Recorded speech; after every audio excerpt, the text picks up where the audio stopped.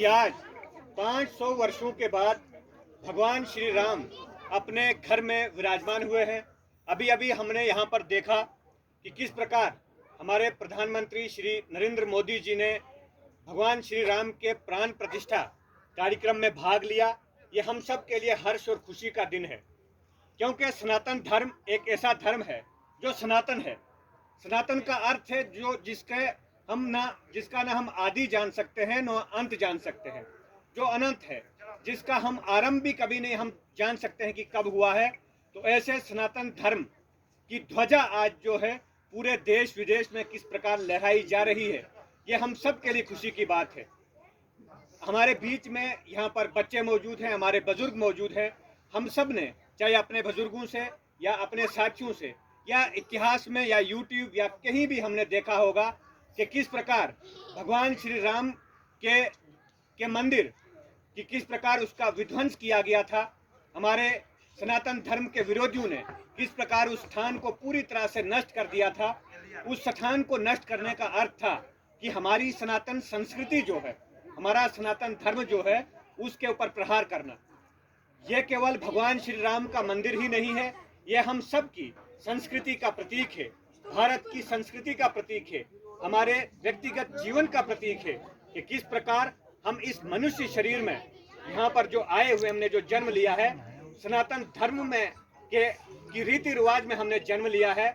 इसके लिए भी हम सबको गौरव महसूस होता है और उसके ऊपर भारत में हमारा जन्म हुआ है, ये भी हमारे लिए एक भगवान के रामचंद्र जी के चरणों में एक बहुत बड़ा आभार है कि ऐसे देश में, ऐसी संस्कृति में हमें पलने का, हमें जीवन व्यतीत करने का समय मिला।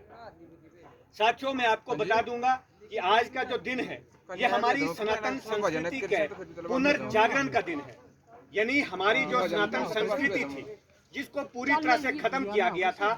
हम एक समय ऐसा था जब हम तिलका लगाना, भगवत ध्वज को हाथ में लेना, भगवान श्री राम का जय घोष खुलेआम करना हमारे यहाँ जम्मू कश्मीर में एक बहुत बड़ा अपराध में कहूँगा माना जाता था।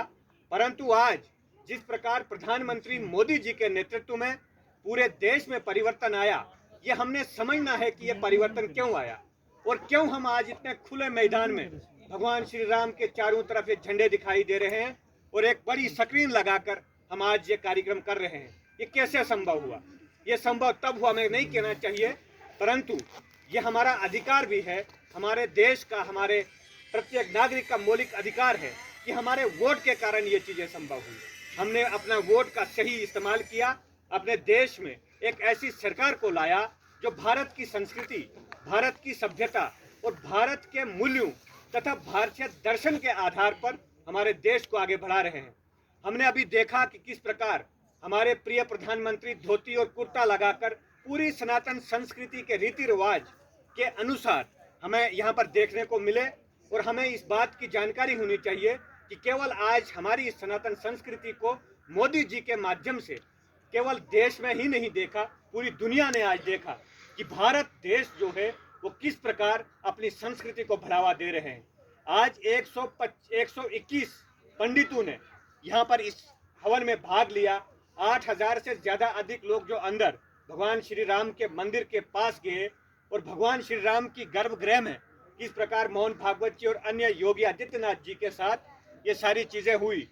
आज से पहले ऐसा समय था जब हमारे प्रधानमंत्री हों या सरकार के कोई लोग हों, वो राम जी का नाम जो था वो सांप्रदायिकता के साथ जोड़ते थे कि राम का नाम केवल एक हिंदू समाज से ही जुड़ा था। और हिंदू समाज में भी राम का नाम लेने से लोग कतराते थे कि हम सांप्रदायिक हो जाएंगे, हम कट्टरवाद हो जाएंगे। हमें एक कट्टरवाद की छवि से दिखाया जाता था कि जो भगवान श्री राम का जयघोष लगाते हैं, जिस प्रकार कार सेवक, आपने जानकारी ली होगी कि अनेकों कार सेवकों ने की हत्या हुई।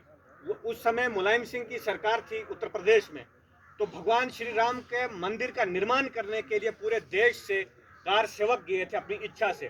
वहां पर खुलेआम गोलियां चली। क्यों? ये बात कहकर कि ये लोग जो हैं, जो राम का नाम ले रहे हैं, ये सांप्रदायिक है, ये देश में दंगे फहराते हैं।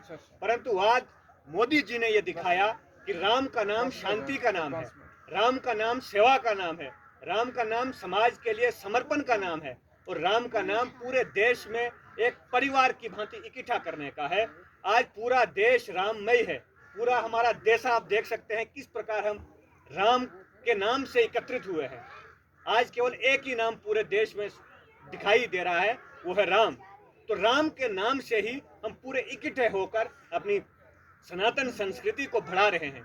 मेरा आपसे आग्रह है कि सनातन धर्म की परंपराएं जो हैं, जो रीति रिवाज है, उनको बढ़ावा देना है। भगवान श्री राम के जीवन चरित्र को सही तरीके से पढ़ना है, तभी जाकर हम भगवान श्री राम के भांति ही अपने जीवन में लाभ उठा सकते हैं। भगवान श्री राम ने खुद कहा है कि मनुष्य जन्म जो है वो बहुत भाग्य से मिलता है। बड़े भाग मानुष तन पावा, सुर दुर्लभ सब ग्रंथ ही गावा। कहा है कि जो मनुष्य शरीर है वही केवल एक ऐसा शरीर है जो भाग्यशाली है। दूसरे किसी शरीर में हम परमात्मा का नाम नहीं ले सकते हैं, चाहे देवताओं का भी हो, वो भी दुर्लभ है। देवता भी मनुष्य शरीर के लिए तरसते हैं। आज प्रधानमंत्री मोदी जी का ही एक मनुष्य का शरीर है, यही शरीर हमारा भी है कि किस प्रकार राम जी का नाम लेकर उन्होंने आज मंदिर की स्थापना की, अपनी सनातन संस्कृति की स्थापना की।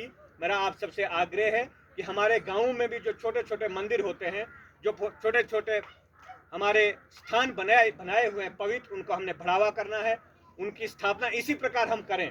एक छोटा मंदिर भी अगर बनाना है, उसको भी समाज के रूप में लेकर आना है। समाज को इकट्ठा करके हम उस मंदिर की स्थापना करें, तभी जाकर हमारे समाज में जागरूकता आएगी। नहीं तो आज हमें तो नहीं कहना चाहिए। हम देख रहे हैं आज कैसी चीज़ों से हम जूझ रहे हैं। आज हमारे अपने लोग भटक रहे हैं, वो अपनी सनातन संस्कृति को तुच्छ समझ रहे हैं। एक समय ऐसा था, लॉर्ड मैकाले एक विदेश का एजुकेशनिस्ट था, उसने कहा था कि जो सनातन संस्कृति है वो तुच्छ है। भारत के लोग जो हैं वो मूर्तियों पे भटके हुए हैं।